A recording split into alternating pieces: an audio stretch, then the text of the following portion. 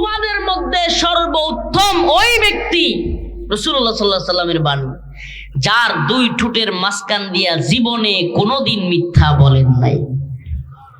মক্কার কাফেররা পর্যন্ত আল্লাহ রাসূল সাল্লাল্লাহু আলাইহি সাল্লামকে জাদুকর বলতো, পাগল বলতো, কিন্তু কোনোদিন মক্কার কাফেররাও রাসূলকে মিথ্যাবাদী বলে নাই।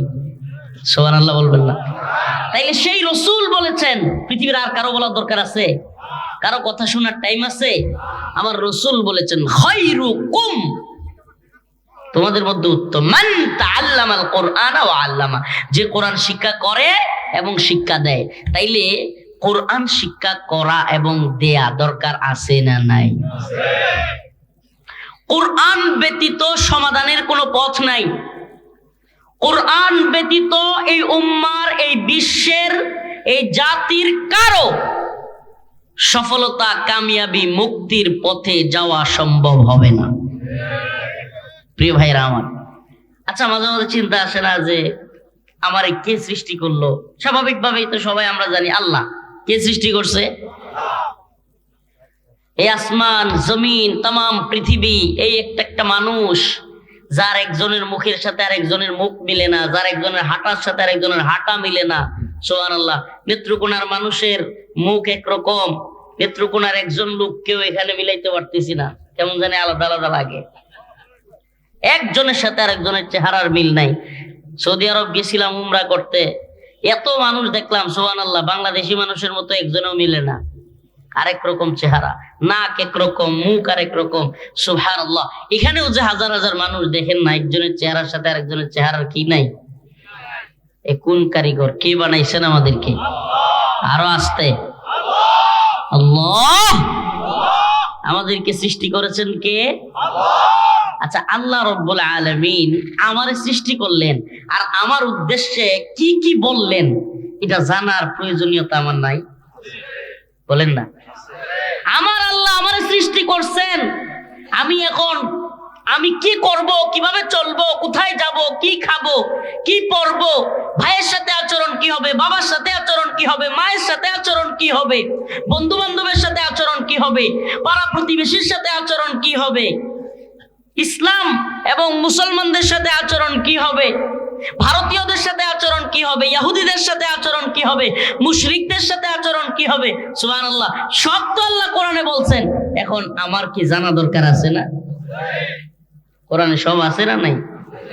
কোরআন হাদিসে সব দেয়া আছে। আল ইয়াউমা আকমালতু লাকুম দীনাকুম ওয়া আতমামতু আলাইকুম নি'মাতি ওয়া রাদিতু লাকুমুল ইসলাম দীনা।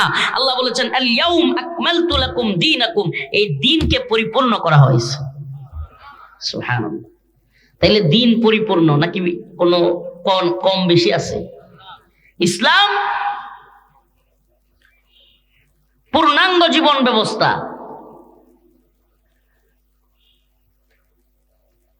কোড অফ লাইফ, পূর্ণাঙ্গ জীবন ব্যবস্থা দেয়া আছে। এটা শুধুমাত্র আপনি আমরা অনুধাবন করি না, বুঝি না।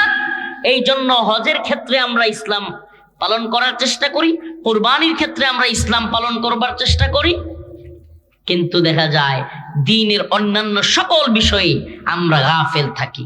কিন্তু আমরা যদি কোরআন জানতাম, কোরআন তিলাওয়াত করতাম, কোরআনের তরজমা জানার চেষ্টা করতাম, কোরআনের তাফসীর জানার চেষ্টা করতাম, সকল সমাজের ভিতরে সকল মানুষ যদি কোরআন জানতো, সুবহানাল্লাহ, একটা কোরআনের সমাজ কায়েম হয়ে যেত। আমরা আজকে থেকে নিয়ত করি কোরআন শিখবো তো ইনশাআল্লাহ। মুরব্বী হয়েছেন, কি হয়েছে? সমস্যা আছে কোনো? আমার আব্বার কথা বলি আমি। আমার আব্বা একবারে বয়স্ক হওয়ার পরে, আমার আব্বা নাই, অথচ 60 বছরের কাছাকাছি যাওয়ার পরও আব্বা কোরআন শিক্ষা করার চেষ্টা করছে। আলিফ বাতা পরে পরে কায়দা নিছেন, সিফারা নিছেন। এরপরে একটু একটু যখন কোরআন তিলাওয়াত শুরু করবেন, তখনই আল্লাহর বান্দাকে আল্লাহ তাআলা নিয়ে গেছেন। আমার কাছে মাঝে মাঝে পড়তেন, কিন্তু আমি একটু ভুল ধরতাম বেশি। আব্বা কইতো তুমি হইলে করা হেডমাস্টার, এই জন্য আমার কাছে কয়েকদিন পরে আর পড়ে না। পরে আমার এক চাচাতো ভাই ছিল, ওর কাছে গিয়ে পড়তো। আমার বাবা এই হাদিসের উপর আমল করতো যে আল্লাহ রাসূল বলেছেন যে এই ব্যক্তি কোরআন শিখতে শিখতে মারা গেল, আল্লাহ তারে ক্ষমা করে জান্নাত দিয়ে দিবে। সুবহানাল্লাহ। কোরআন শিক্ষার এত ফজিলত, এত ফজিলত। কোরআন শিখার চেষ্টা করবো তো ইনশাআল্লাহ। আল্লাহ তাআলা আমাদের সবাইকে কোরআন তিলাওয়াতের সুযোগ করে দেন, বলেন আমিন। এই চেষ্টাটা রাখবেন ভাই। আবারও বলছি, গ্রামের মানুষদেরকে বয়স্ক শিক্ষা চালু করবেন। আলেম ওলামাদেরকে বলি, প্রিয় ভাইরা, আপনারা চেষ্টা করবেন বয়স্ক শিক্ষা অথবা নৈশ মাদ্রাসা। কি মাদ্রাসা?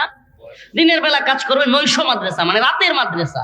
রাতের বেলায় 1 ঘন্টা হোক, এশার নামাজ পড়ে বয়স্ক মানুষদের জন্য কোরআন শিক্ষা করা। সুবহানাল্লাহ, আল্লাহ পাক অনেক সহজ করছেন, এটা অনেক সহজ করছেন। কোরআন শিক্ষা করা আহামরি কঠিন কোনো বিষয় না যে হুজুর এত বয়স হয়ে গেছে আমি পারবো। পারবেন আপনি, সুবহানাল্লাহ। অন্তত পক্ষে নামাজ পড়লে যে কয়টা সূরা সহি শুদ্ধভাবে তিলাওয়াত করার প্রয়োজন হয়, সেই সূরাগুলো কি জানা উচিত না?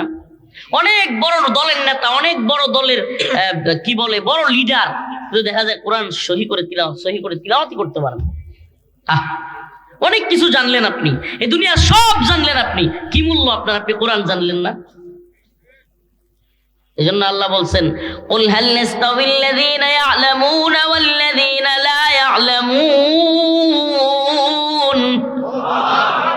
আল্লাহ রাব্বুল আলামিন বলেন, হাল নাস্তাউইল্লাযীনা ইয়া'লামুনা ওয়াল্লাযীনা লা ইয়া'লামুন। হে নবী, আপনি বলুন, যারা জানে এবং যারা জানে না তারা কি কখনো সমান হতে পারে? সুবহানাল্লাহ। এই জানে আর জানে না মানে, আপনি মাস্টার ডিগ্রি পাস করতে পারেন, বিসিএস ক্যাডার হইতে পারেন, আল্লাহর এই আয়াত বলছে আপনি যদি কোরআন না জানেন আপনি কিছুই জানেন না। মনে কষ্ট নিবেন না, অনেক যারা ডিগ্রি দাঁড়িয়ে আছেন কষ্ট নিবেন না, কারণ আপনি কি জানলেন রে ভাই? আপনার রব, আপনি তো মানেন আপনাকে সৃষ্টি করছে একজন, তাহলে আল্লাহ আপনার রব যিনি সৃষ্টি করলেন, তার কালাম, তার কথাগুলো কি আপনি সেটাই জানলেন না? এর চাইতে বড় কম বক্ত আর কিছু হইতে পারে? আল্লাহ আমাদেরকে কোরআন পড়ার সুযোগ করে দিক। আল্লাহ কোরআনের তাফসীর বোঝার, তরজমা বোঝার সুযোগ করে দিক। এখন তো বাংলায় সুবহানাল্লাহ অনেক তরজমাতুল কোরআন পাওয়া যায়, সুন্দর সুন্দর তাফসীর পাওয়া যায়। ইচ্ছা করলে এই শুনেন, আমাদের ধর্মটা অন্যান্য ধর্মের মতো না। হিন্দু ধর্ম বলেন বা বিভিন্ন ধর্মে দেখবেন, ধর্মীয় গুরুরা ছাড়া, ঠাকুররা ছাড়া এদের জীবনে কোনোদিন এদের কোনো ধর্মগ্রন্থ নিজেরা হাত নিয়ে দেয় না। চ্যালেঞ্জ করলাম আমি, যান খুঁজবেন, ধর্মগ্রন্থ একদিনও তারা হাতে নেয় না, এমনকি হাতে নিলে তারা বুঝবেও না, এবং তাদেরকে তাদের ঠাকুররা ধর্মগ্রন্থ থেকে দূরেও রাখে। কিন্তু ইসলাম না, ইসলাম এমন ধর্ম না। ইসলাম বরং বলে যে আপনি বোঝার চেষ্টা করেন, আপনি নিজে বুঝেন। হুজুরদের দোয়া নিয়ে, হুজুরদের মুখ থেকে শুইনা ইসলাম পালন করবার দরকার আপনার নাই। কেন? কারণ হুজুরদের মুখ থেকে শুনতে যে হুজুরের মুখ থেকে শুনবেন, এই হুজুর গুমরা হয়ে যেতে পারে। দুনিয়া দারুল মাফতুন, দুনিয়া ফিতনার জায়গা। পকেট এবং পেটের দান্দায় যে কোনো আলেম, যে কোনো মৌলবী চেঞ্জ হয়ে যেতে পারে, কিন্তু কোরআন চেঞ্জ হবে না। ইসলামের দলিল এই জন্য কোরআন সুন্নাহ, কোরআন হাদিস। ইসলামের দলিল কোনো ব্যক্তি না। আগামীকালকে নাটোরের সবচাইতে বড় আলেম, আল্লাহ না করো, গুমরা হয়ে যেতে পারে। নাটোরের সবচাইতে বড় আলেম নিংটি মারা শুরু করতে পারে। এই জন্য নিংটি মারা জায়েজ হয়ে যাবে, শর্ট প্যান্ট পরা জায়েজ হয়ে যাবে, হাঁটুর উপরে কাপড় তোলা জায়েজ হয়ে যাবে। আমি তো একটা কথা প্রায় বলতাম যে বিএনপির নেত্রী কিংবা আওয়ামী লীগের নেত্রী পর্দা করে না, এই জন্য পর্দার বিধান আল্লাহর পক্ষ থেকে রহিত হয়ে যায় নাই। এটা বুঝেন, কষ্ট নিয়েন না। বিএনপি নেত্রী হোক, আওয়ামী লীগের নেত্রী হোক, যে কোনো নেতা নেত্রী হোক, কোরআনের বিধান যেটা, পর্দার বিধান যেটা, এটা কারো জন্য রহিত হয়ে যায়। ওনারা করেন না, এটার যাই জব ওনারা দিবেন আল্লাহর কাছে, কিন্তু এই জন্য এটা বলতে পারবেন না যে কোরআনে পর্দার বিধান রহিত হয়ে গেছে। নাউজুবিল্লাহ। কোন হুজুররা যদি কোন মহিলাদের সাথে আচলে চলে যায়, যে যত বড় নেত্রী হোক, যত কিছু হোক, তাইলেই ওই আলেম, দেশের বড় আলেম চলে যাওয়ার কারণেই কখনোই কোরআনের পর্দার বিধান রহিত হয়ে যাবে। আরো ভালোভাবে বুঝেন, এদেশের কোন তথাকথিত ইসলামিক বড় দলের নেতা, বড় দলের লিডার মহিলাদেরকে নিয়ে টকশো করলেই, হাসাহাসি করলেই, গল্প গুজব করলেই পর্দার বিধান রহিত হয়ে যাবে। ভালোভাবে বুঝবার চেষ্টা করো। ইসলাম ইসলাম ইসলাম জাস আমি মানি না, সেটা ভিন্ন বিষয়, আল্লাহর কাছে ক্ষমা চাইবো, কিন্তু ইসলামকে ইনিয়ে বিনিয়ে সহজ করার কোনো সূরত নেই। আল্লাহ রাসূল সাল্লাল্লাহু আলাইহি ওয়াসাল্লামের জামানায় যেমন ছিল, এখনো আছে, কিয়ামত অবধি এমনই থাকবে। কোরআনের একটা শব্দ পুরো পৃথিবীর যে কোনো জায়গায় যাবেন, বাংলাদেশের কোরআন নেবেন, ভারত, আমেরিকা, রাশিয়া, চীন, জাপান, ইংল্যান্ড, যে কোনো জায়গায়, Bosnia, Chechnya, Mali, Somalia, Yemen, Afghan, Uyghur, Kashmir, পৃথিবীর যে কোনো কান্ট্রিতে যায়া কোরআন হাতে নিবেন, কোথাও কোথাও একটা শব্দ, একটা হরফ, একটা আয়াত, একটা সূরা তো দূরের কথা, একটা আয়াত, একটা শব্দ, একটা হরফও ব্যতিক্রম পাবেন না। সুবহানাল্লাহি ওয়া বিহামদিহি। এটা কোরআনের মুজিজা, এটা এমন এক মুজিজা যে আল্লাহ পাক বলেন ইন্না নাহনু নাযালনা যিকরা ওয়া ইন্না লাহু লাহাফিযুন।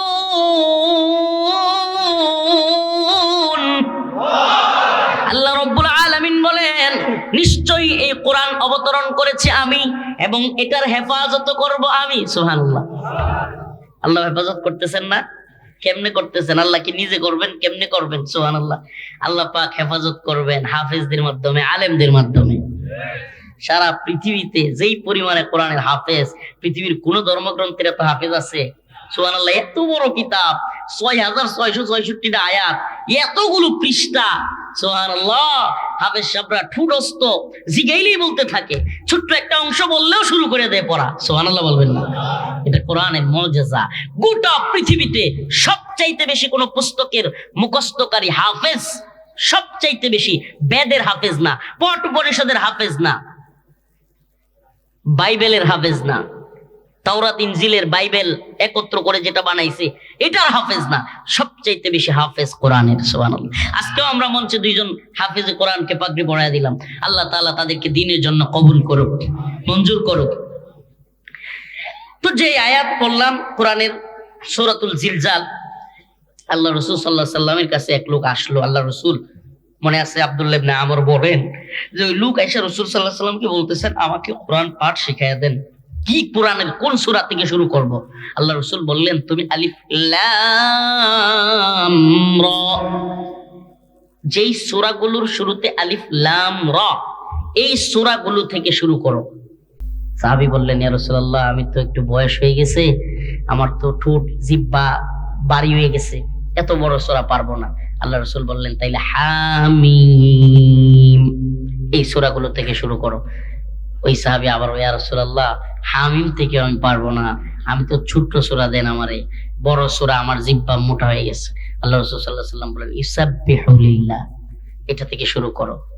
ওই সাহাবী বললেন ইয়া রাসূলুল্লাহ এটাও আমি পারবো না। তখন আল্লাহ রাসূল বললেন ইযা সুলসিলাতিল আরদু জিলজালাহা ওয়া আখরাজাতিল আরদু আথকালাহা। আল্লাহ রাসূল বললেন, ওই সাহাবীও সাথে সাথে পড়তে শুরু করলেন এবং বললেন আমি মৃত্যুর আগ পর্যন্ত এই সূরা পড়তেই থাকবো। সুবহানাল্লাহ। আল্লাহ রাসূল সাল্লাল্লাহু আলাইহি সাল্লাম ওই লোক চলে যাওয়ার পর অন্য এক সাহাবীকে বলতেছেন ওই যে দেখছো লোকটা যাচ্ছে সূরাতুল জিলজাল নিয়ে, এই লোকটা সফল হয়ে গেছে। সুবহানাল্লাহ বলবেন না? আল্লাহ রাসূল বলছেন সফল হয়ে গেছে, আর আমরা সূরা জিলজাল তিলাওয়াত করলে, কোরআন পাঠ করলে রাসূল বলতেছেন যে এই লোক সফল হয়ে গেছে। আর আমরা এই দুনিয়ায় কেউ যদি নিজের ছেলে দুইটারে বিদেশ পাঠাইয়া দিয়া লাখ লাখ টাকা ইনকাম করাইতে পারে, তাইলে বাজারে আমরা আলোচনা করি অমুক তো সফল হয়ে গেছে, অমুকের তো আর পিছনে ফিরে তাকানি লাগতো না। বলি কি বলি না? অমুকের তো আর পিছনে ফিরে তাকানোর সময় নাই। যদি কারো একটা ছেলে বিশাল বড় এক চাকরি পাইছে ব্যাংকে, নাউজুবিল্লাহ, সুদের ব্যাংকে, কোথায়? সুদের ব্যাংকে চাকরি পাইছে, তবুও নিজেকে সফল মনে করে। আফসোস, মুমিনের এতটুকু গায়রত নাই। সুদের ব্যাংকে চাকরি পায়াও সমাজের মধ্যেও সমস্যা নাই, বিয়ে শাদীতেও সমস্যা নাই। কেউ বলে না যে ব্যাংকে চাকরি করে, এই সুদের ব্যাংকে চাকরি করে আমি আমার মেয়েটাকে দিব না, কেউ বলে না, বরং আরো খুঁজে ব্যাংকে চাকরি করে, খালি টাকা উল্টামু আর খামু। আহাল্লাল্লাহুল বাই'a ওয়া হাররামার রিবা। ওই যে আগেই বলেছিলাম আমরা তো মুসলমান, কিন্তু আমাদের মুসলমানিত্ব শুধুমাত্র নামাজের মধ্যে, শুধুমাত্র হজের মধ্যে, শুধুমাত্র কোরবানির মধ্যে। আল্লাহ মাফ করো, অনেকে আবার শীত আইছে নামাজও পড়ে না, হুজুর ভয়ে নামাজও ছেড়ে দেয়, নাউজুবিল্লাহ। আল্লাহ আমাদেরকে হেদায়েত দান করুক, বলে না আমিন। নামাজ সারা যাবে, নামাজ সারা যাবে। ফজরের নামাজ পড়বো তো ইনশাআল্লাহ। এখন কোন লিল্লাহি তাকবীর। আল্লাহ আমাদের সবাইকে ফজরের নামাজ পড়ার তৌফিক দান করুক। এই ঠান্ডার মধ্যে যেই ব্যক্তি ফজরের নামাজ পড়বে সেই ব্যক্তি অবশ্যই অবশ্যই বাকি 4 ওয়াক্ত নামাজও পড়তে পারবে। আল্লাহ তাআলা আমাদের সবাইকে নামাজি বানাক, বলেন আমিন। আরো জোরে বলেন আমিন। প্রিয় ভাইরা আমার, বন্ধুগণ আমার, ইসলাম শুধুমাত্র কেবলমাত্র ওই 5 কি বলে নামাজ, রোজা কিংবা কুরবানি পর্যন্ত সীমাবদ্ধ না। ইসলামে আল্লাহ যেই বিধান দিয়েছেন, আল্লাহ বলছেন আহাল্লাল্লাহুল বাই'a ওয়া হাররামার রিবা, আমি ক্রয় বিক্রয়কে হালাল করেছি, সুদকে করেছি হারাম। সুদ কি হারাম। ডক্টর মোহাম্মদ ইউনূস সুদ খাইলে হালাল, হ্যাঁ, আওয়ামী লীগের নেত্রী সুদ খাইলে হালাল, বিএনপির নেত্রী সুদ খাইলে হালাল, জাতীয় পার্টি সুদের লাইসেন্স দিলে হালাল। সুবহানাল্লাহ। সুদ হারাম করেছেন কে? আল্লাহ। যা হারাম করেছেন পৃথিবীর কারো শক্তি আছে সুদকে হালাল করবে? এই বাংলাদেশে যত সরকার আসছে, আওয়ামী লীগ সরকার, বিএনপি সরকার, বিএনপি জামাত জোট সরকার, জাতীয় পার্টি সরকার, যত সরকার আছে সব সময় সুদের ব্যাংকগুলোর লাইসেন্স আছে না নাই? সোনালী ব্যাংক, রূপালী ব্যাংক, অগ্রণী ব্যাংক, অমুক ব্যাংক, তমুক ব্যাংক। তাইলে আমরা যে ইসলামের কথা বলি, মদিনা সনদের কথা বলি, রাষ্ট্র চালাবে মদিনা সনদের কথা বলি, মদিনার রাষ্ট্রে কি সুদ হালাল ছিল না হারাম? তাইলে এটা কেমন রাষ্ট্র? নাকি শুধু বুলির মধ্যে, বলার মধ্যেই? দেখবেন যে সব নেতারা খালি নির্বাচন আসার আগেই একেবারে ইসলামিক রাষ্ট্র কায়েম করে ফেলতেছে। ঠিকই ঠিক না? আরে ভাই, আপনি ইসলামী রাষ্ট্র কিভাবে কায়েম করবেন? আপনি ইসলামী রাষ্ট্রের রূপরেখাই তো জানেন না, মদিনা রাষ্ট্রের রূপরেখাই তো আপনি জানেন না। মদিনা রাষ্ট্রে আল্লাহ রাসূল সাল্লাল্লাহু আলাইহি সাল্লাম পর্দার বিধান নাজিল হওয়ার পরে পর্দার খেলাফ করেছেন। সুদের বিধান নাজিল হওয়ার পরে সুদ কি রাসূলুল্লাহ সাল্লাল্লাহু আলাইহি সাল্লাম পালন করেছেন? সুদের ব্যাংক কিংবা সুদের লেনদেন এগুলো চালু রেখেছিলেন? আল্লাহ রাসূল সাল্লাল্লাহু আলাইহি সাল্লাম জিনা ব্যভিচারের যতগুলো পতিতালয় আছে এই পতিতালয়গুলো খোলা রেখেছিলেন? মদিনা সনদের নাম না নিয়া আগে পারলে সুস্পষ্ট এই জাতিকে বলেন যে আমরা যদি ক্ষমতায় আসি সুদের সমস্ত ব্যাংক বন্ধ, সুদি লেনদেন বন্ধ। আমরা যদি ক্ষমতায় আসি, সুস্পষ্ট কথা, পতিতালয়গুলো জিনা ব্যভিচারের পতিতালয় বন্ধ। আমরা যদি ক্ষমতায় আসি, মদের বার বন্ধ। বাপের বেটা হইলে এটা বলেন, তাইলে বুঝবো আপনি ইসলাম চান। আমরা যদি ক্ষমতায় আসি, পেট উদাম করে, পিঠ উদাম করে, নিজের যৌনাঙ্গ দেখায়া, নিজের শরীর দেখায়া মা বোনদেরকে আমরা চলতে দিব না, এইটা বলেন, তাইলে না বোঝা যাবে ইসলাম। ইনায়া বিনায়া এগুলো বলে লাভ নাই রে ভাই, মানুষ বুঝে, এগুলা বলে লাভ নাই। ইসলামের মৌলিক কনসেপ্ট গুলো থেকে আজকে আমরা এত দূরে সরে যাচ্ছি, এত দূরে সরে যাচ্ছি। আবার বলি ইসলাম কায়েম করব, আবার বলি কোরআন কায়েম করব। আর কোরআন আল্লাহ সুস্পষ্ট বলছেন ইন্নামাল খামর ওয়াল মাইসির ওয়াল আনসাব রিজসুম মিন আমালিশ শাইতান। মদ, জুয়া এগুলা হলো শয়তানের কাজ। কার কাজ? এগুলা মুমিনের জন্য হারাম। আমার বাংলাদেশে মদের লাইসেন্স দেওয়া বার আছে না নাই? বলেন আছে না নাই? তাইলে আপনি এইভাবে বলবেন, ইনিয়া বিনিয়া ঘুরে পেঁচায় বলার দরকার নেই। সুস্পষ্ট যে আমরা যদি ক্ষমতায় আসি, মদের একটা বারও বাংলাদেশে থাকবে না। লাইসেন্স আর আনা লাইসেন্স কোন ধরনের মদ খাওয়া বাংলাদেশে চলবে? ফেন্সিডিল খাওয়া চলবে? হিরোইন খাওয়া চলবে? ইয়াবা খাওয়া চলবে? সুস্পষ্ট বলেন, এই জাতি একটা ভালো মেসেজ পাবে যে হ্যাঁ, এই লোকগুলো আসলে অন্তত পক্ষে ইসলামিক শাসন চলবে এবং ইসলামের বাহিরের জিনিসগুলো করা যাবে। শুনেন, ইসলামিক সরকার গঠন আর ইসলামের নামে ওয়াজ করা দুইটা ভিন্ন বিষয়। সরকার গঠন করার পরে আপনার অধীনস্থ লোকদেরকে অবশ্যই আপনাকে বাধ্য করতে হবে। নামাজ না পড়লে অবশ্যই অবশ্যই আপনার অধীনস্থ রাষ্ট্রে নামাজ না পড়ার শাস্তির বিধান করতে হবে, কারণ এটাই রাসূলুল্লাহ সাল্লাল্লাহু আলাইহি সাল্লামের বিধান। যদি এগুলো বলেন যে ওই যে মানে সিলসিলায়া জান্নাতে যামগা, আপনি নামাজ পড়লে পড়বেন, না করলে নাই, এই পর্দা করলে করবেন, না করলে নাই, এটা ইসলাম না, এটা ইসলাম না, এইটা শয়তানি। নামাজ পড়লে বললেন, না বললে নাই, পর্দা করলে করলেন, না করলে নাই, ঐচ্ছিক। নাউজুবিল্লাহ, ইসলামে ঐচ্ছিকতার সুযোগ নাই। ইসলামী রাষ্ট্র প্রতিষ্ঠা হলে আপনাকে অবশ্যই অবশ্যই নামাজ না পড়লে শাস্তি দেওয়া হবে, আপনাকে অবশ্যই অবশ্যই রোজা না রাখলে শাস্তি দেওয়া হবে। হ্যাঁ, যদি উজর থাকে ভিন্ন বিষয়, আপনার যদি সমস্যা থাকে ভিন্ন বিষয়। আল্লাহ তাআলা আমাদের বুঝার তৌফিক দান করুন। ইউশিকু আয়াতি আলান নাসি জামান লা ইয়াবকা মিনাল ইসলাম ইল্লা ইসমুহু। আমার রাসূল বলেন, শেষ জামানা আসতেছে। কোন জামানা? বলেন কোন জামানা? কিয়ামতের পরে শেষ জামানা আসবে না আগে? আসেন না কিছু আলামত মিলাই দেখি, আসছে, আসবে না এসে গেছে, একটু আমার আলামত গুলো মিলাই। আল্লাহ রাসূল বলছেন যে ইউশিকু, অচিরেই, আইয়াতি আলান নাসি জামান, এমন একটা জামানা আসতেছে লা ইয়াবকা মিনাল ইসলাম, ইসলাম বলে কিছু থাকবে না, ইল্লা ইসমুহু, নাম মাত্র। কি মাত্র? ইসলাম উদ্দিন, ইসলাম পালন করবে না। রমজান আলী রমজানে রোজা রাখবে না। ঈমান আলী ঈমান নাই। কথা বলেন না কেন? আমাদের সমাজে অনেক রমজান আলী আছে না যে রমজানে রোজা রাখে না? অনেক ঈমান আলী আছে না যে বেঈমানের মতো কথা কয়? হ্যাঁ, নামে ইসলাম হবে। এটা আল্লাহর রাসূলের কথা, আমার কথা না। লা ইয়াবকা মিনাল ইসলাম ইল্লা ইসমুহু, জাস্ট শুধুমাত্র নামটা থাকবে ইসলামউদ্দিন, কিন্তু ইসলামউদ্দিন মসজিদে যাবে না। আল্লাহ তাআলা আমাদেরকে হেদায়েত দান করুক। আর জোরে বলেন আমিন। তাইলে শেষ জামানা চলে আসতেছে। আল্লাহ পাক কোরআনের এই সূরাতুল জিলজালের মধ্যে স্পষ্ট বলতেছেন, ইযা যুলজিলাতিল আরদু জিলজালাহা আল আরদু আতকালাহা ওয়া ক্বালাল ইনসান মা লাহা ইয়াওমাইযিন তুহাদ্দিসু আখবারাহা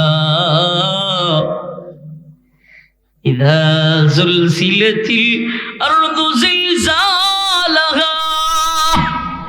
আল্লাহ পাক বলেন এমন এক কম্পন সৃষ্টি হবে, পুরো পৃথিবী এমন এক প্রকম্পিত হবে। ইযা যুলজিলাতিল আরদ জিলজালাহা, আসমান এমন এক কম্পন সৃষ্টি করবে, জমিন এমন এক কম্পন সৃষ্টি করবে, সব কিছু তুলার মতো উঠতে থাকবে। তুলা তুলা উঠতে থাকবে। ওয়াখরাজাতিল আরদ আসকালাহা, জমিন তার সব কিছু ছেড়ে দিবে, সোনা গহনা টাকা পয়সা সব উড়তে থাকবে, উড়তে থাকবে, স্বর্ণ উড়তে থাকবে। ওয়াকালাল ইনসান মা লাহা, মানুষ তাকায় তাকায় দেখবে, আই হাই এই কি অবস্থা, যেই স্বর্ণ লড়তে পারে না, যেই টাকা লড়তে পারে না, যেই গহনা লড়তে পারে না, যেই রূপা চলতে পারে না, আজ এগুলো এইভাবে উঠতেছে কেন?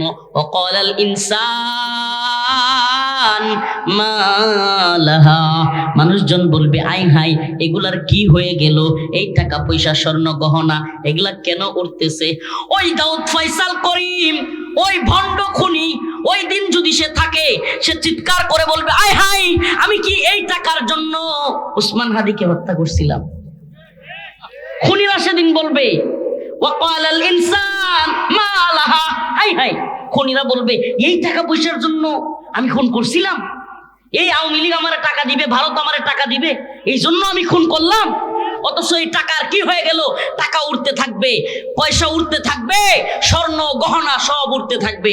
মানুষ হয়রান পেরেশান হইয়া খুনিরা চিৎকার করে করে বলবে হাই হাই কি করলাম, আফসোস কি করলাম, এই টাকার জন্য খুন করলাম।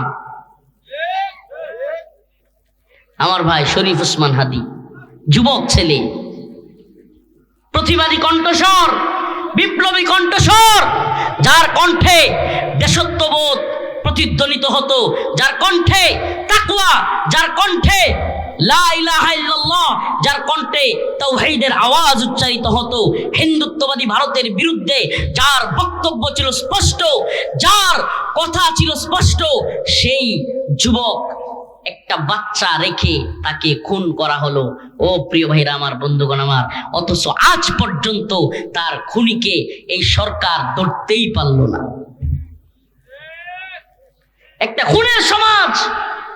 2 দিন আগে আরেক নেতা মুসাব্বির নামের, তাকেও হত্যা করা হলো। আমাদের এই হর হামেশা এই যে খুন খারাপি, এই যে খুনি, একটা খুনের সমাজ তখনই হয় যখন খুনিরা শাস্তি না পেয়ে ঘুরতে পারে, খুনিরা টাকা পায়, খুনিরা আড়াল থেকে সাপোর্ট পায়, তখন সেই সমাজে খুন খারাপি বেড়ে যায়। এটাই তো হচ্ছে এই সরকার, এই উপদেষ্টাদের সরকার, অথর্ব সরকার, আকাইন্না সরকার। হাজার হাজার জীবনের বিনিময়ে যারা উপদেষ্টা হলো, এরা এখন টাকা পয়সা বাড়ি গাড়ি করবার চিন্তা, এসির বাতাস খায়া এক একটা শরীর ফুলে গেছে, এক একটার অবস্থা এমন যে হাজার হাজার কোটি টাকা এরা এক একজন কামাই করতেছে। তাইলে ওই দল আর এই দল কি পার্থক্য কোথায় রইল?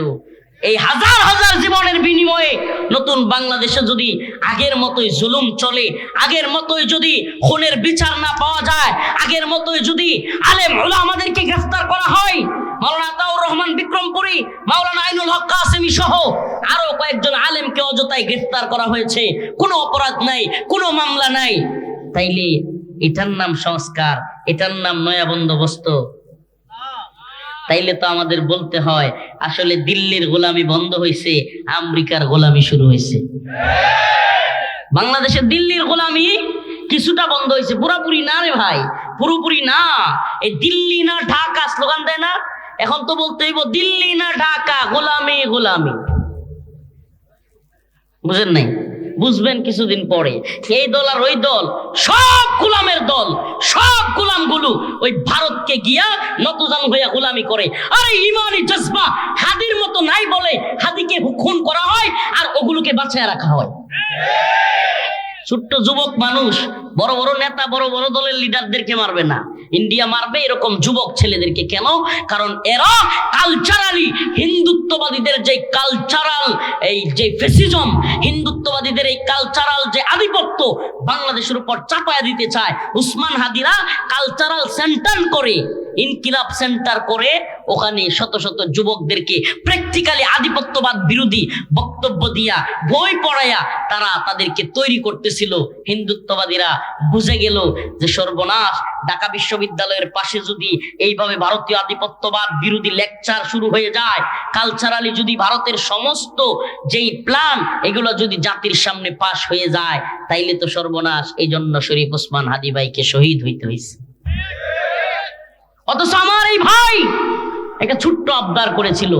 আমাদের কষ্টটা একটু বেশি লাগে তো, আন্দোলন সংগ্রাম একসাথে করেছি, একসাথে থেকেছি।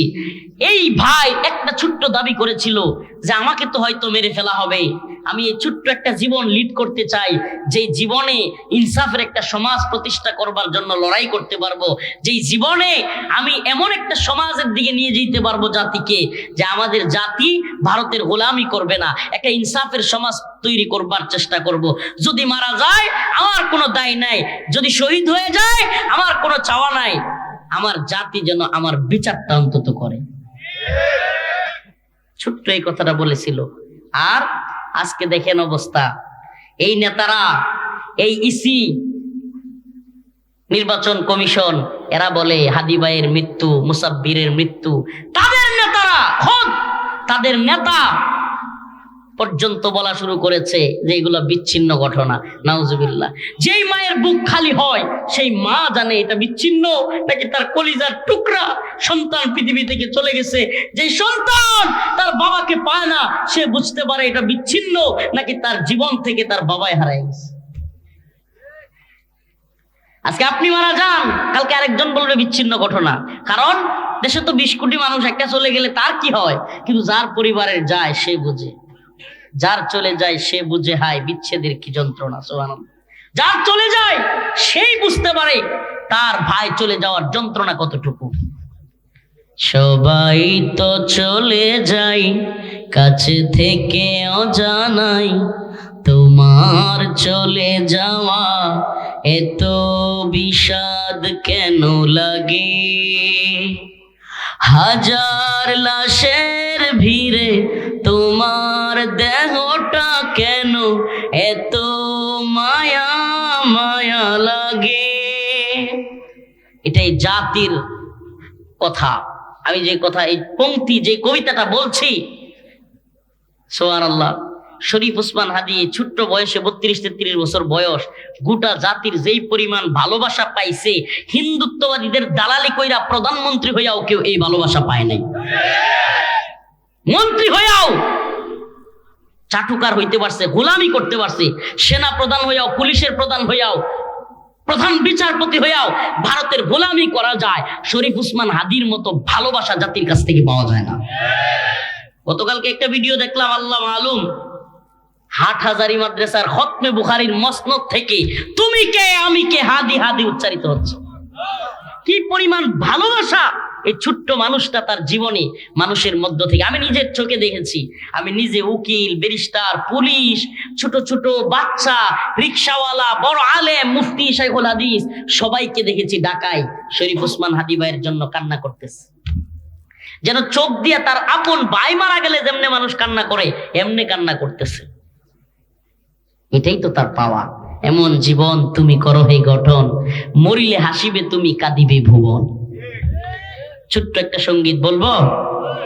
সবাই তো চলে যাই, কাছে থেকে অজানাই, তোমার চলে যাওয়া এত বিষাদ কেন লাগে? হাজার লাশের ভিড়ে তোমার দেহটা কেন এত মায়া মায়া লাগে? হাজার লাশের ভিড়ে তোমার দেহটা কেন এত মায়া মায়া লাগে?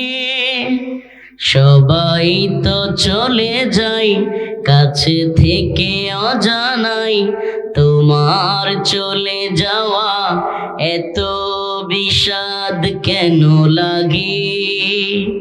হাজার লাশের ভিড়ে তোমার দেহটা কেন এত মায়া মায়া লাগে?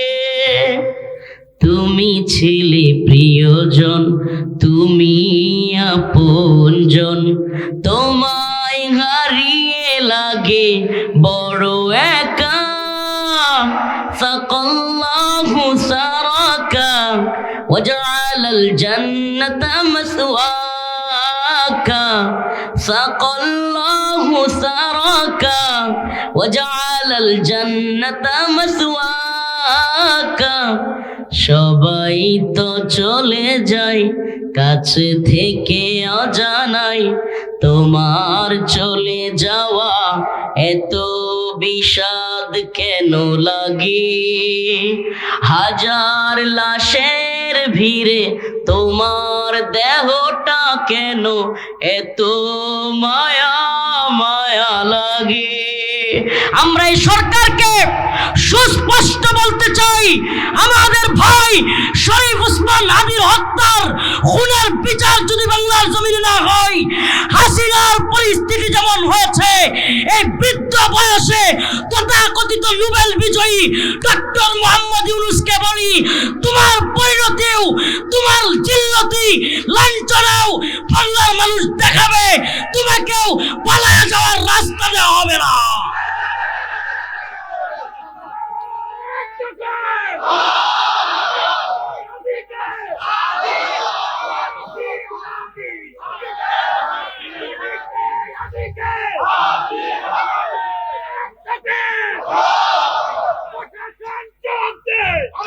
আমার ভাই কবরে, খুনি কেন বাহিরে, এই স্লোগান গোটা জাতিকে দিতে হবে, দেখিয়ে দিতে হবে।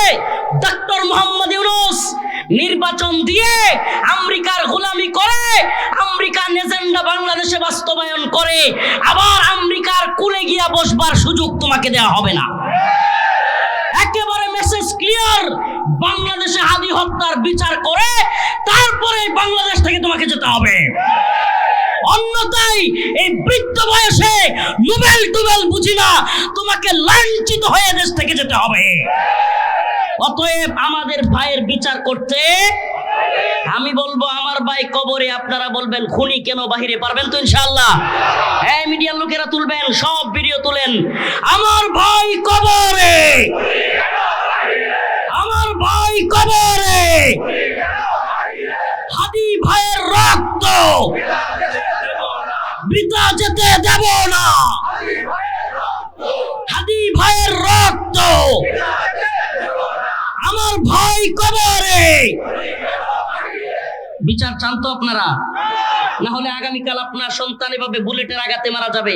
রফিকুল ইসলাম মাদানীকে পছন্দ করেন, তাকে হত্যা করা হবে, বাংলার জমিনে কোনো বিচার হবে না।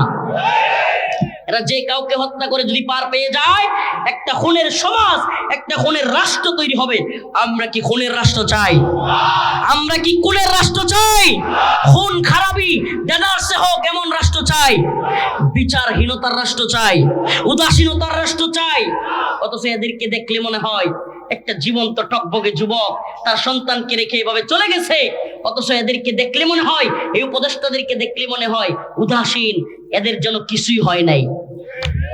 সিসি নির্বাচন কমিশনার সে বলতেছে এটা নাকি বিচ্ছিন্ন ঘটনা। আমি বলছিলাম এটারে গুলি করলেও বিচ্ছিন্ন ঘটনা বলে চালিয়ে দেওয়া যাবে। আমরা সুস্পষ্ট কথা বলতে পছন্দ করি, আমাদেরকে শহীদ করা হবে এই চিন্তা আমরা করি না। বুলেটের সামনে, কামানের সামনেও আমরা আল্লাহু আকবার বলতে শিখেছি। আমাদের স্লোগান নারায়ে তাকবীর। আসুক না যত বাধা, যত ঝড় সাইক্লোন, রাসূলের পথে মোরা চলবই। এ জীবন বাজি রেখে দিনের নিশান মোরা বাংলার আকাশে উড়াবই। আসুক না যত বাধা, যত ঝড় সাইক্লোন, কোরআনের পথে মোরা চলবই। এ জীবন বাজি রেখে দিনের নিশান মোরা বাংলার আকাশে উড়াবই। মোরা কামানের মুখোমুখি দাঁড়িয়ে আল্লাহু আকবার বলবই। আসুক না যত বাধা, যত ঝড় সাইক্লোন, ইমানের পথে মোরা চলবই। রাজি আছেন তো ইনশাআল্লাহ? রাজি আছেন তো ইনশাআল্লাহ? আমরা বুলেট বোমার ভয় করি না, হামলা মামলার ভয় করি না। জানি পৃথিবীতে আসছে একদিন, মারা যাব একদিন। আল্লাহুম্মা রযুকনা শাহাদাতান ফি সাবিলিক। আল্লাহর দ্বীনের পথে অটল অবিচল থেকে হিন্দুত্ববাদীদের বিরোধিতা করে, আমেরিকার বিরোধিতা করে, গোটা পৃথিবীর তাগুতি শক্তির বিরোধিতা করে, গোটা পৃথিবীর জালেমদের কাফেরদের বিরোধিতা করে শাহাদাতের মৃত্যু আমরা কামনা করি। শহীদের কাফেলায় শরীক হইতে চান তো? শহীদের মিছিলে নাম লিখাতে চলো মুসলিম ভাই। শহীদের মিছিলে নাম লিখাতে চলো মুসলিম ভাই। মরণের স্বাদ পাবে তুমি, এসো না নাম লিখায়। শহীদের মিছিলে নাম লিখাতে চলো মুসলিম ভাই। এই তো সে কাফেলা বীরের জাতি, আবরার ফাহাদ, আবু সাঈদ, মীর মুগ্ধ, উসমান হাদিদের কাফেলা বীরের জাতি। এরা কিসের জাতি? এই তো সে কাফেলা বীরের জাতি, আজও থামেনি যার চলার গতি।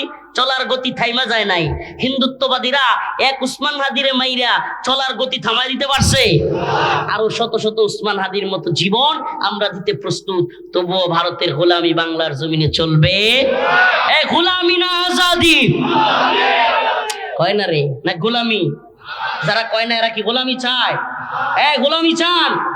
আপনাদের বড় দলের বড় নেতা যদি আমেরিকার গোলামি করে, আপনারা গোলামি করবেন? বড় দলের বড় পীর, বড় শায়েখ, বড় আল্লামা, বড় আমির যদি ভারতের গোলামি করে, পাকিস্তানের গোলামি করে, চীনের গোলামি করে, রাশিয়ার গোলামি করে, তুরস্কের গোলামি করে, আপনারাও কি এদের গোলামি করবেন নাকি আল্লাহর গোলামি করবেন? ইনিল হুকমু ইল্লা লিল্লাহ, আমারা আল্লা তা'বুদু ইল্লা ইয়া। আমরা আল্লাহর গোলাম, হুকুমও মানব কার? এই জমিন কার? হুকুম চলবে কার? ইবাদত হবে কার? এই জয় গান গায়া যদি মারা যেতে পারি, আশা করতে পারি আল্লাহ গুনাহগুলি মাফ করে জান্নাত দিবে। আশা করতে পারি। আর আল্লাহর জয়গান বাদ দিয়া অমুক দল আর তমুক দল, তমুক নেতা পর্দা করে না, পর্দার বিধান মানে না, ইসলামের বিধান মানে না, নামাজ পড়ে না, রোজা রাখে না, অমুক নেতা আর অমুক দলের লিডারগিরির চিল্লাচিল্লি করলে কোনো ফায়দা হবে না, কোনো ফায়দা হবে না। দুনিয়ায় একটু চা বিস্কিট, দুনিয়ায় কিছু টাকা পয়সা কিংবা একটু আড্ডু সুযোগ সুবিধা পাইতে পারেন, কিন্তু এই দুনিয়া কিছুই না। ইযা যুলজিলাতিল আরদ জিলজালাহা ওয়া আখরাজাতিল আরদ আথকালাহা। খুনি বলবে আয় হায়, এই জন্য নি খুন করছিলাম, টাকা পয়সা দিয়ে উঠতাছে, সোনা গহনা জি উঠতেছে, রূপা উঠতেছে, সমস্ত কিছু উঠতে থাকবে। আর মানুষজন সকলে তাকায় থাকায় বলবে ওয়াকালাল ইনসান মা লাহা, আমি কি এই জন্যই খুন করেছিলাম? আত্মীয়তার সম্পর্ক ছিন্নকারী আছে না কিছু, বোনের সম্পদ দেয় না, মেয়েদের সম্পদ দেয় না, এরকম কিছু হতবাকা কিছু বদমাইশ লোক আছে না সমাজে? নারীর অধিকার নিয়ে চিল্লায় দেশের নারীবাদীরা, আর ওইদিকে আল্লাহ পাক মেয়েদের যে অধিকার দিছে আমাদের সমাজে ওই অধিকারটাই দেওয়া হয় না। আমি জানি না আপনাদের নাটোরে আছে কিনা, আমাদের নেত্রকোণে আছে, মেয়েদের যে সম্পত্তি দেওয়ার কথা ওটা দিতে চায় না। এই যে আত্মীয়তার সম্পর্ক ছিন্ন যারা করবে, আমাদের বোনদের আমাদের মাদের হক যারা নষ্ট করবে, এরা বলবে আই হাই এই সম্পদের জন্য নিয়ে আত্মীয়তার সম্পর্ক নষ্ট করছিলাম। চোর বলবে, চোর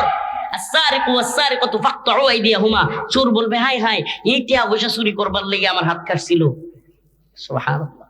সকলে বলবে ওয়াকালাল ইনসান মা লাহা ইয়াউমাইযিন, সবচেয়ে ভয়ঙ্কর যে আয়াত, ভয়ঙ্কর কেন বলছি, ইয়াউমাইযিন তুহাদ্দিসু আখবারাহা, জমিন আল্লাহর কাছে সব বলে দিবে কে কোথায় হারাম কাজ করেছি, আমরা কে কোথায় খারাপ কাজ করেছি, নির্জনে কোথায় গুনাহ করেছি, কোথায় কার সাথে মেলামেশা করেছি, কোথায় বসে নেশা করেছি, কোথায় বসে মাদক সেবন করেছি, কোথায় খারাপ কাজ কোনটা করেছি, জমিন ওই দিন সবার সামনে বলতে থাকবে। কল্পনা করা যায় সকল মানুষের সামনে, আরে হাজার হাজার মানুষের সামনে তুমি নেতা, বড় সম্মানী, কিন্তু যেদিন আল্লাহ তার জমিনের জবান খুলে দিবেন, ইয়াউমাইযিন তুহাদ্দিসু আখবারাহা, জমিন কোন জায়গায় গিয়া, কোন হোটেলে গিয়া, কোন পার্কে গিয়া, কোন গাছের তলে, কোথায় গিয়া কোন অপরাধ আমি আপনি করেছি, ওই গাছের নিচের জমিন বলা শুরু করবে। কি উপায় হবে আমার আপনার বলেন না? একবার চিন্তা করেন, অন্তর থেকে কান্দেন, আল্লাহর প্রতি একবার মুতাওয়াজ্জিহ হন, চোখগুলো বন্ধ করে চিন্তা করেন। আয় হায়, হাজার হাজার মানুষের সামনে জমিন বলতে থাকবে এই শাহাবুদ্দিনের ছেলে রফিকুল ইসলাম ওই জায়গায় তো ওই অপরাধ করছে।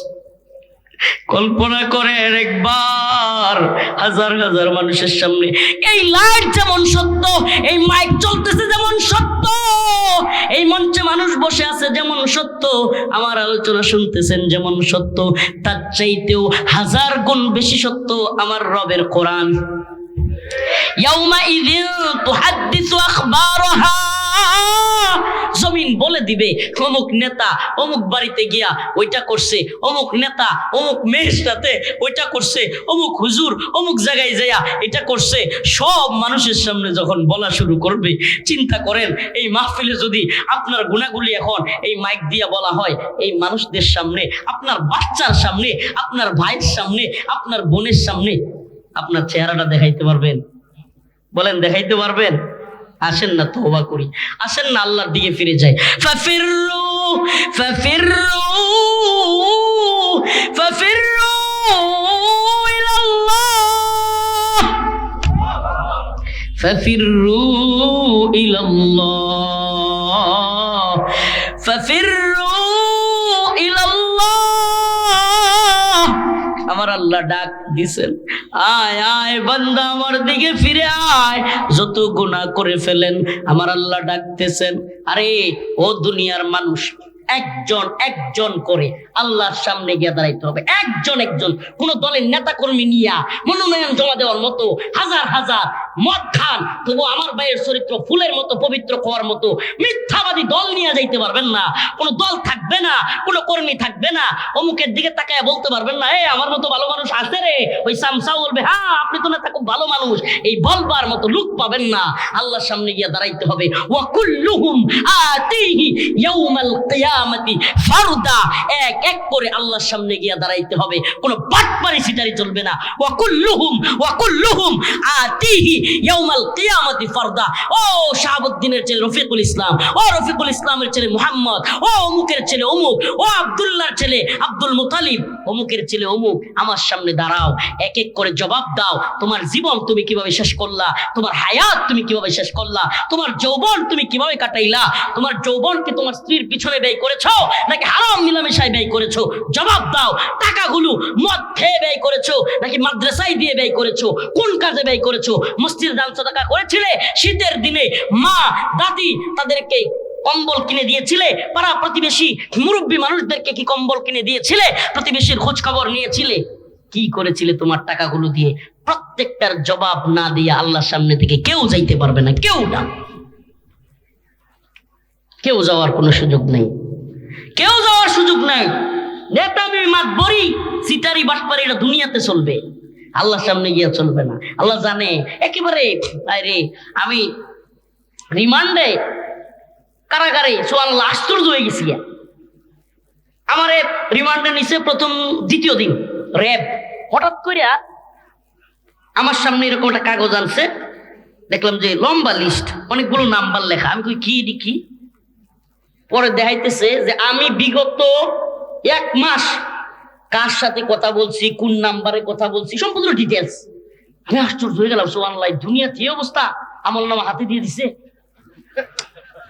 আরে কি আশ্চর্য, 1 মাস আমার ফোন দিয়ে কি ছবি তোলা হয়েছে, কার সাথে কথা বলছি, রেকর্ড কি কথা বলছি, সব এই দুনিয়ার এই ছোট্ট ছোট্ট প্রযুক্তি দিয়া, দুনিয়ার মাথা দিয়া, দুনিয়ার গিলু দিয়া, দুনিয়ার মানুষের মেমোরি দিয়ে যদি এটা সম্ভব হয় যে আমি কোন কোন রাজনীতিবিদের সাথে কথা বলছি, কোন কোন আলেমের সাথে কথা বলছি, এইগুলা যদি তাদের কাছে জমা থাকে, তাইলে আল্লাহর কাছে সুবহানাল্লাহ, আল্লাহর ক্যামেরা তো আনলিমিটেড ফিট করা, আল্লাহর তো সুবহানাল্লাহ পুরো পৃথিবীটাই ক্যামেরা।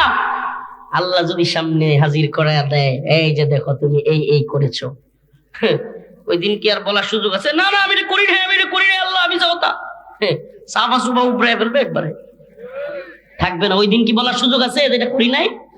হ্যাঁ, অনেক মানুষ দেখবেন চুরি হাতে নাতে ধরা খাওয়ার পরেও করবে, না না আমি এটা করি নাই। এটা বলার সুযোগ আছে? নাই, কোনো সুযোগ নাই। আল্লাহর কাছে আমাদেরকে দাঁড়াইতে হবে, আল্লাহর কাছে দাঁড়াইতে হবে। দুনিয়া আমরা হতাশ হয়ে যাই, খালি হতাশ হয়ে যায়, রে এটা করছি আমার কি আল্লাহ মাফ করবো, এটা করছি আমার টাকা পয়সা নাই, এই নাই সেই নাই, ভালো বাড়ি নাই গাড়ি নাই কিছু নাই, হ্যাঁ আমি কি এর নামাজ পড়বো, নাউজুবিল্লাহ। আল্লাহ বলেন না, লা তাহজান ইন্নাল্লাহা মা'ানা, হতাশ হয়ো না, আল্লাহ আমাদের সাথে আছেন।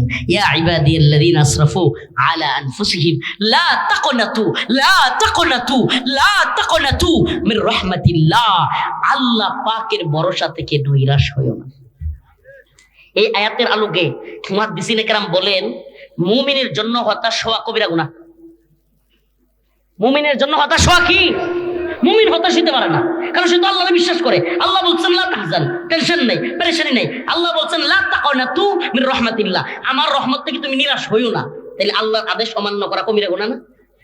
আল্লাহ বলছেন নিরাশ হওয়া যাবে, যারা আত্মহত্যা করে এরা বড় ভয়াবহ গুনাহ করে। কেন? কারণ সে হতাশ হয়ে যায়। হতাশ হওয়া ইসলামে নাই। এই ফার্স্টেশন, এই এই কি বলে ডিপ্রেশন, ইসলামের সুযোগ নাই। মুসলমান কিসের ডিপ্রেশন হবে? আল্লাহর সিজদা দিবে, একটু কোরআন তিলাওয়াত করবে, সমস্ত ডিপ্রেশন হাওয়া। সুবহানাল্লাহ। একটু কোরআন তিলাওয়াত করবে, আমার তো আল্লাহ মাফ করুক আমি তো গুনাহগার, কিন্তু যখনই কারাগারে একটু বেচাইন লাগতো, আনমনা লাগতো, কেমন যেন একটু খারাপ লাগতো, সাথে সাথে একটু কোরআন তিলাওয়াত করলেই মনটা ভালো হয়ে যেত। পরীক্ষিত ভাবে বলছে আল্লাহ মাফ করুক আমি গুনাহগার, কিন্তু আমি পাইছি এটা ভাই। কিছুক্ষণ কোরআন তিলাওয়াত করতাম, দেখতাম মন হালকা হয়ে গেছে। সুবহানাল্লাহ। মনের মধ্যে সাহস পাইতাম, জুলুম হইতে থাক না। আল্লাহ তো একজন দেখতেছেন, আল্লাহ সামিয়া, আল্লাহ বাসির, আল্লাহ আলিম, তিনি সব জানেন, তিনি সব দেখেন, তিনি সব শুনেন। আল্লাহ হাসিনারও তো দেখতেছেন। মনে মনে এটা চিন্তা করতাম, ওয়ালা সাউফা ইউতিকা রাব্বুকা ফাতারদা, আমার আল্লাহ বলেন বান্দারে জুলুমের শিকার হইয়া হতাশ হইও না, আমি এমন কিছু তোমাকে দেব ও বান্দা, মন খুলে তুমি বলবা ওয়ালা সাউফা ইউতিকা রাব্বুকা ফাতারদা, আজকে আজকে তোমার কিছু নাই, কি হয়েছে? তুমি এমন একদিন আসবে, তোমাকে এমন দেয়া আমি দেব, তুমি বলবে ইউতিকা রব্বুকা, হে আমার রব, ফাতারদাহ, আমি আপনার প্রতি অনেক রাজি খুশি হয়ে গেছি। অচিরেই তুমি বলবা আল্লাহ, আমি নিজে এটার সুবহানাল্লাহ কারাগারে অনেক কষ্টে ছিলাম, এটা তো সত্য। মা বাবা ভাই বোন আত্মীয় স্বজন সবাইকে ছাইরা বছরের পর বছর ছোট্ট একটা রুমের ভিতরে দিনের পর দিন, মাসের পর মাস, বছরের পর বছর থাকা, এর চেয়ে কষ্টের তো আর কিছু নাই। ইচ্ছা মতো যাইতে পারি না, ইচ্ছা মতো খাইতে পারি না, হ্যাঁ, এটা তো বিরাট কষ্টের। কিন্তু সুবহানাল্লাহ ওই আয়াতটা বেশি বেশি পড়তাম, সূরাতুদ দুহা, ওয়ালা সাউফা ইউতিকা রাব্বুকা ফাতারদা, এই তাফসীরটা পড়তাম, মনটা ফ্রেশ হয়ে যাইতো। সুবহানাল্লাহি ওয়া বিহামদিহি, আল্লাহকে সাক্ষী রেখে বলছি, যত দোয়া করছি কারাগারে বৈশা বৈশা, আল্লাহ আমার একটাও অপূর্ণ রাখেন। আলহামদুলিল্লাহ। ওয়ালা সাউফা ইউতিকা রাব্বুকা ফাতারদা, আই রব, আমি আপনার প্রতি রাজি খুশি, আল্লাহ আপনি আমার ক্ষমা করে দেন। অতএব আমরাও যদি আল্লাহর কাছে খালেস নিয়তে চাইতে পারি, অন্তর থেকে যদি চাইতে পারি, আমরা কেউ হতাশ হব? আল্লাহ কাউরে ফিরিয়ে দেয় না। এই দুনিয়ার যে যেটা চায় আল্লাহ তারে তাই সেই তাই দেয়, আখিরাতেও যা চায় আল্লাহ তারে তাই দেয়। সুবহানাল্লাহ। এই দুনিয়ায় কারো কাছে চাইলে একদিন, 2 দিন, 3 দিনের মাথায় রাগ করে কি করে না, বলে যা পড়াইস, বলে কি বলে না? অথচ আমার রব যতবার চাইবেন আরো খুশি হন। আরে এই দুনিয়ায় কারো কাছে চাইলে লাঞ্ছিত হওয়া লাগে, একাধিক দিন, 2-3 দিন চাইলে ছোট হওয়া লাগে। আর আল্লাহর কাছে যত চাইবেন আপনার মর্যাদা সম্মান খালি বাড়বে। সুবহানাল্লাহ বলবেন না? তাইলে চাইবো কার কাছে? বলেন চাইবো কার কাছে? আরে আমাদের তো একজন মালিক আছে। কি আছে? আমাদের একজন মালিক আছে। এমন মালিক, এই দুনিয়ার মালিকেরা একবার ভুল করলে, ব্যবসা প্রতিষ্ঠানে চাকরি করেন, কলকারখানায় চাকরি করেন, গার্মেন্টস ওয়ার্কারে চাকরি করেন, অফিস আদালতে চাকরি করেন, ব্যাংক বা বিভিন্ন যে কোনো প্রতিষ্ঠানে চাকরি করলে প্রশাসনে কথা বলে কি বলে না? দ্বিতীয় দিন না গেলে কালাগালি, হুমকি, চতুর্থ দিন বের করে দেয়। ঠিকই ঠিক না? কি কোনো অলি আউলিয়া গাউস কুতুব পীর মানুষ একটা বছর যদি দিনে না খায়, রোজা রাখে, তাইলে এটা তার শরীরের জন্য খুব উপকারী। সুবহানাল্লাহ বলবেন না? তাইলে আমাদেরকে সৃষ্টি করেছেন যিনি, তিনি আমাদের কোনটা উপকার হবে সেটাও জানেন।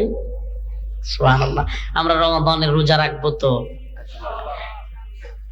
আল্লাহ যাদেরকে অবস্থান দিয়েছে সাদাকাতুল ফিতর আদায় করব তো? যাদের অবস্থান আছে হজ পালন করব তো? কোরবানির সময় যাদের অবস্থান আছে কোরবানি দিব তো? সুদের টাকা দিয়া না, আবার ঘুষের টাকা দিয়া না, আবার বড় কোরবানি দিব এলাকায়, আমি বিরাট বড় কোরবানি দিতে পারি, এটা লোক দেখানোর জিনিস। ইন্না সালাতি ওয়া নুসুকি ওয়া মাহইয়ায়া ওয়া মামাতি লিল্লাহি রাব্বিল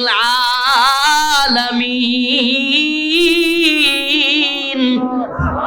নিশ্চয় আমার নামাজ, আমার কোরবানি, হায়াতি, আমার হায়াত, ওয়া মামাতি, আমার মৃত্যু, লিল্লাহি রাব্বিল আলামিন, সবকিছু কার জন্য?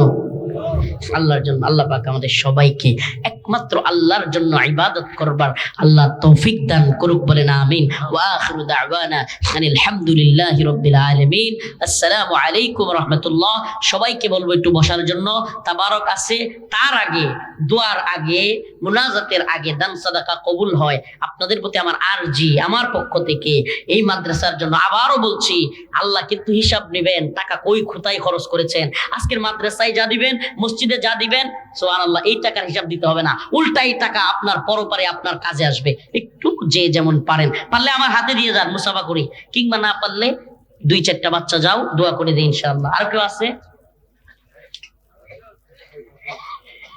মাশাআল্লাহ মাশাআল্লাহ, বলার দরকার নাই। এক ভাই 5,000, গোলাম হোসেন 20,000 টাকা, আল্লাহ কবুল করো, মঞ্জুর করো, জানে মালে বরকত দান করো, ইমানে আমলে হেফাজত করো। ফারুক ভাই 5,000, আল্লাহ কবুল করো, মঞ্জুর করো, জানে মালে বরকত দান করো। আল্লাহ এই মধ্য রজনীতে তোমার রসুলের ঘর মাদ্রাসায় যারা দান করতেছে, আল্লাহ তুমি তার দান সাদাকাকে কবুল আর মঞ্জুর করো। আল্লাহ তাদের ঈমান আমল হেফাজত করো। আল্লাহ তাদের রিজিকের ওয়াসাআত বৃদ্ধি করে দাও।